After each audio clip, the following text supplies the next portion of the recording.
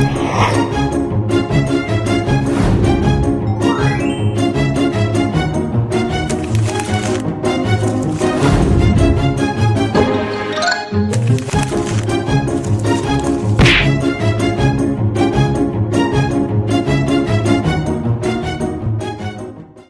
semua, perkenalkan nama saya Friska Ayu Gumilang Mulia, NPM 252201061. Saya dari Fakultas Kesehatan, Program Studi Ilmu Keperawatan. Di sini saya akan menjelaskan tentang sel eukariotik 2. Sebelumnya sudah membahas sel eukariotik tugas 1 dan sel prokaryotik tugas 1. Alat-alat yang dibutuhkan adalah ada peta yang sudah di-print dan pulpen. Pulpen buat ngisi yang sini ya, teman-teman. Bombastic side eye, criminal offensive side eye. Di sini saya akan menjelaskan beserta fungsinya yang ada di gambar sel. Yang pertama ada vesikel pinositotik. Vesikel kecil berisi cairan yang berbentuk dari membran sel saat terjadi pinositosis, yaitu proses sel menelan cairan ekstraseluler dan zat terlarut di dalamnya. Fungsi vesikel pinositotik yaitu menyerap cairan dan nutrisi. Pinositotik juga cara sel meminum cairan dan di sekitarnya, serta mengambil molekul kecil yang larut di dalamnya, yang kemudian menjadi sumber nutrisi bagi sel. Yang kedua ada lisosom. Lisosom adalah organel kecil yang berisi enzim. Fungsi lisosom adalah menghancurkan organel yang rusak, bisa diganti dengan juga melindungi sel dari infeksi dengan menghancurkan bakteri. Yang ketiga ada vesikel Golgi. Vesikel Golgi adalah kantong kecil terikat membran yang terbentuk dari aparatus Golgi untuk memodifikasi, mengemas, dan mengangkut protein dan lipid ke tujuan seluler lainnya, baik di luar maupun di dalam. Fungsinya mengangkut enzim atau protein dari Golgi ke tempat tujuannya. Yang keempat ada retikulum endoplasma. Retikulum endoplasma yaitu ada dua. Yang pertama ada yang kasar, yang kedua ada yang halus. Kita bahas yang kasar dulu ya. Retikulum endoplasma yang kasar adalah organel sel eukariotik berupa jaringan membran bertulubus yang ditutupi oleh ribosom, sehingga memiliki permukaan yang tampak kasar. Fungsinya adalah sintetis, melipat, dan memproses protein yang akan dikirim ke organel lain. Membran sel atau disekresikan ke luar sel. Retikulum plasma kasar juga melibatkan dalam proses kontrol kualitas protein, yaitu memastikan protein terlipat dengan benar sebelum diedarkan dalam sel. Yang kedua ada retikulum endoplasma halus. Sini teman-teman. Retikulum endoplasma halus adalah jaringan membran tubulur yang tidak memiliki ribosom di permukaannya, sehingga disebut halus. Fungsinya retikulum endoplasma halus adalah untuk sintetis lipid dan steroid, metabolisme karbohidrat, detoksi racun dan obat-obatan, serta menyimpan dan pelepasan ion kalsium Ca2+ yang penting untuk kontraksi obat dan pensiannya sel. Yang keenam ada membran sel. Membran sel adalah lapisan lipid ganda yang membungkus sel, berfungsi sebagai pembatasan selektif untuk mengatur keluar masuknya zat, melindungi dari sel lingkungan luar, serta berperan dalam komunikasi dan penyelesaian antar sel. Dan juga memberikan pelindungan dari lingkungan patogen, memfasilitasi komunikasi antar sel lain, dan menjaga stabilitas dan bentuk sel. Yang ketujuh ada mitokondria.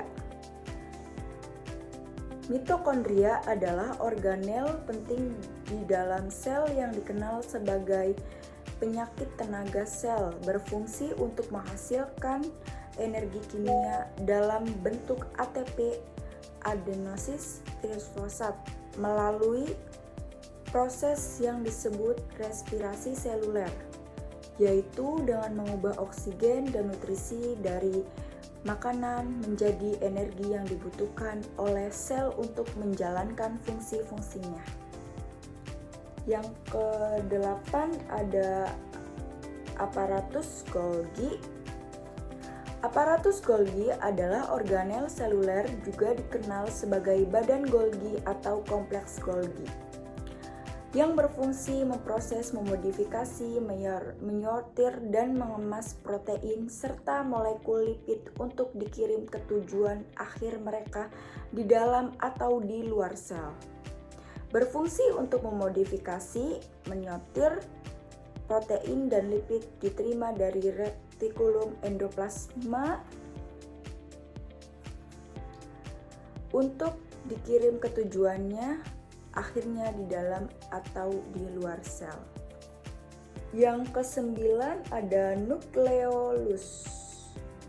Nukleolus adalah struktur bulat non-membran di dalam inti sel eukariotik yang berfungsi utama sebagai tempat pembuatan dan praktikan ribosom, tempat transaksi RNA ribosom atau rRNA, serta memainkan peran penting dalam pengedaran stres seluler, pembungkaman gen, dan siklus sel. Nukleolus berfungsi untuk memproduksi dan merakit ribosom. Organel yang penting untuk sintetis adalah protein. Yang ke-10 ada nukleus. Nukleus adalah sel organel besar pada sel eukariotik yang berfungsi sebagai pusat kendali sel, menyimpan materi genetik DNA dalam bentuk kromosom, dan mengatur semua aktivitas seluler seperti pertumbuhan, reproduksi, dan sintesis protein.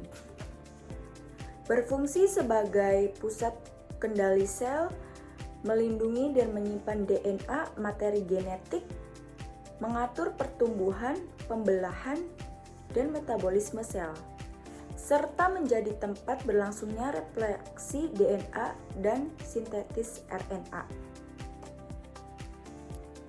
Yang ke-11 ada sentriol. Sentriol adalah organel sel berbentuk silinder atau tong yang terutama ditemukan pada sel hewan, tersusun dari 9 kelompok mikrotubulus. Fungsinya untuk sebagai dasar pembentukan silia dan flagella, serta sebagai pusat pengorganisasian mikrotubulus yang membentuk sentrosom. Yang ke-12 ada mikrotubulus.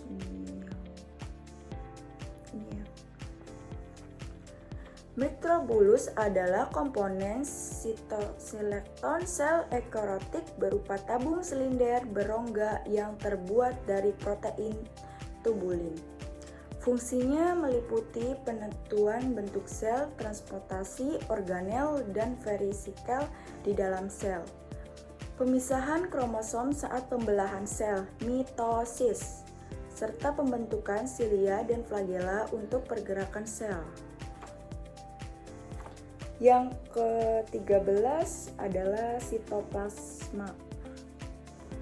Sitoplasma adalah seluruh materi di dalam membran sel tetapi di luar inti sel pada sel eukariotik yang berfungsi sebagai media organel sel dan berbagai reaksi kimia. Sitoplasma juga berfungsi untuk menjadi tempat berbagai organel sel benda Sitoplasma juga berfungsi untuk menjadi tempat sebagai organel sel benda serta mendukung metabolisme sel, mempertahankan bentuk sel serta mengatur pertumbuhan, perkembangan, dan pergerakan sel. Yang ke-14 yaitu yang terakhir adalah ribosom. Ribosom adalah mesin seluler yang bertanggung jawab untuk memproduksi protein. Fungsi ribosom adalah sintetis protein, yaitu membangun protein dengan cara menerjemahkan kode genetik yang dibawakan oleh mRNA, rangkaian asam amino. Oke, baik, itu saja penjelasan dari saya dan gambar sel beserta fungsinya.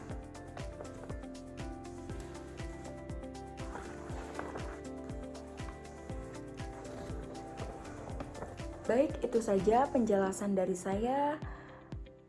Kurang lebihnya mohon maaf. Wabillahi taufiq wal hidayah. Wassalamualaikum warahmatullahi wabarakatuh.